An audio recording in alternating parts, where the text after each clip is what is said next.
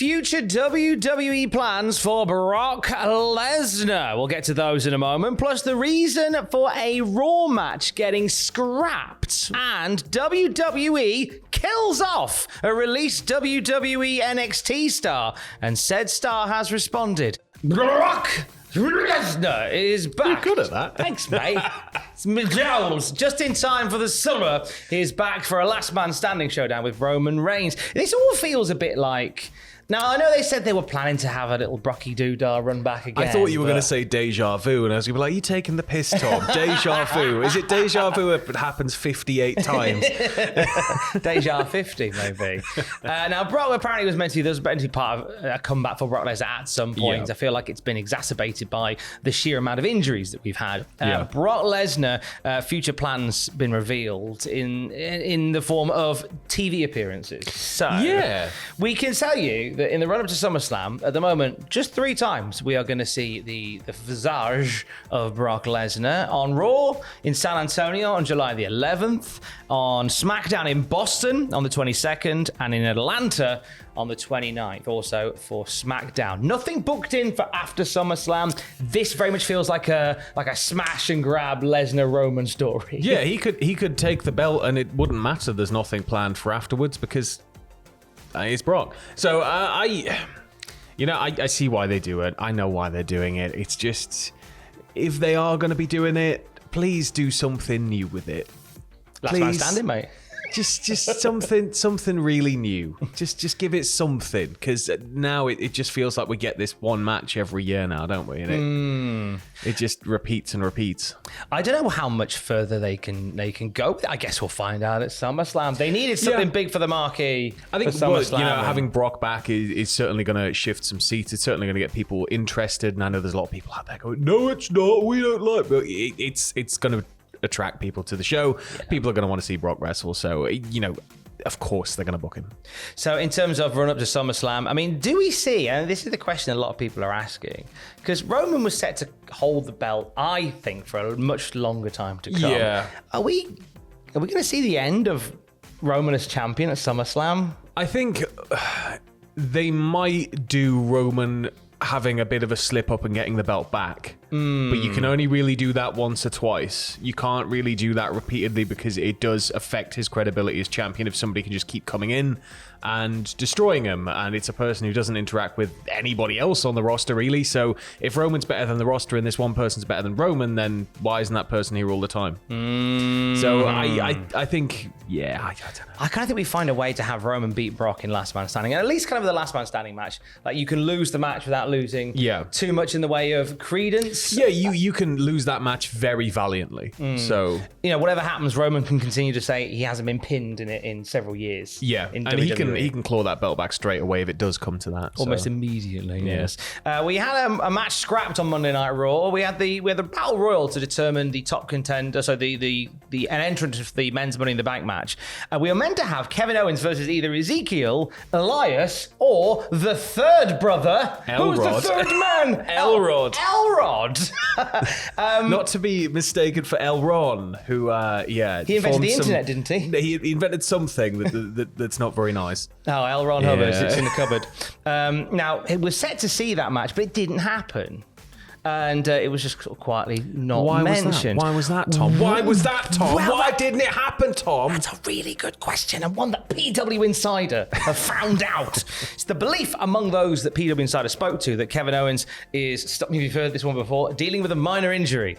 Now this isn't anything on a scale that's going to take Kevin Owens out of the plans going forward. Yeah.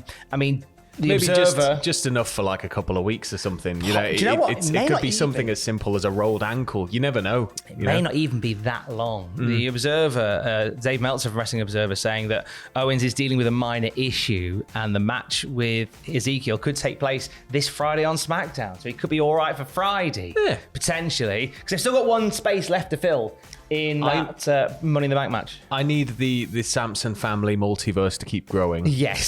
So please, as fast as you can, Kev. Keep them coming, please. Thank you.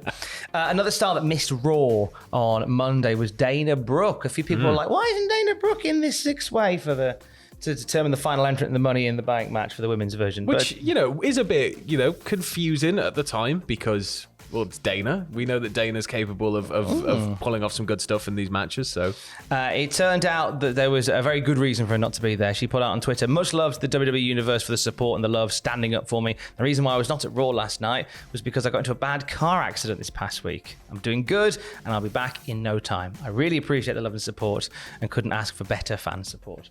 Best wishes to Dana." Scary, isn't it, though? Yeah. Yeah. Thankfully, she's okay, but oof. She seems all right, which is good news. Be back soon, please, Dana. Let's look ahead to NXT Great American Bash. Now, as our resident WCW kid, yes, brand new Classic Nitro tomorrow. Yeah.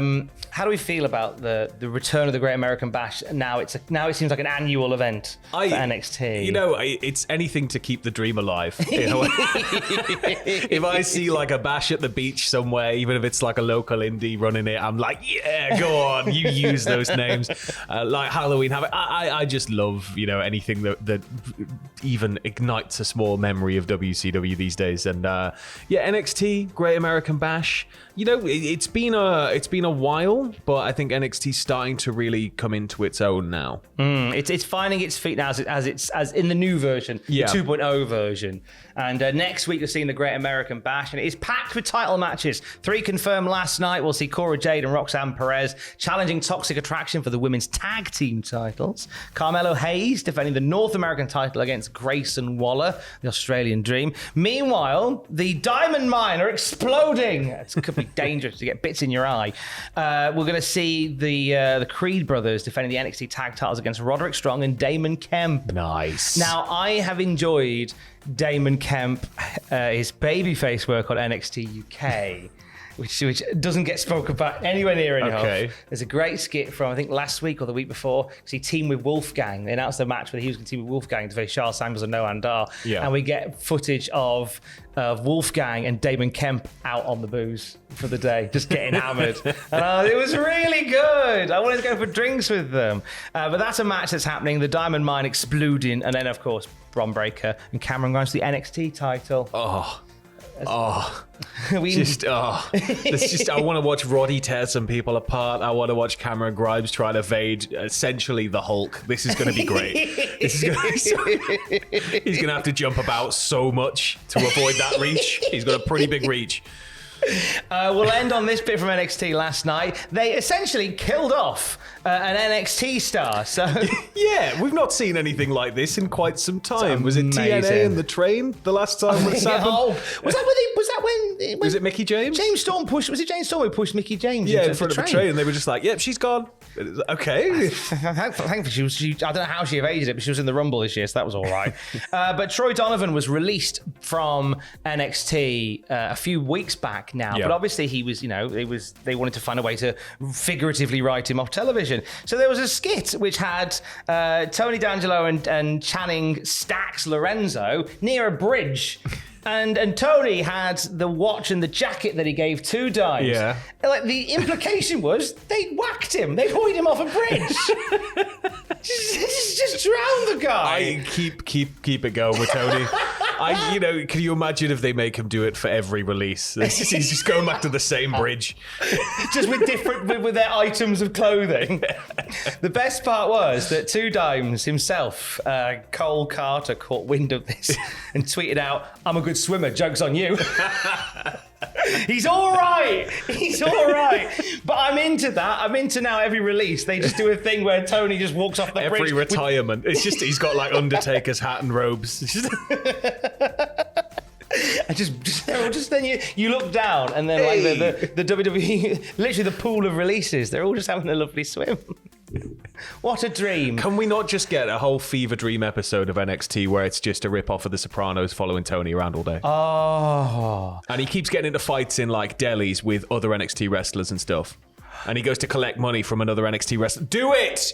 Do it now! And the episode ends with him... Cut to black? Yes! Oh my God! Don't stop! Oh...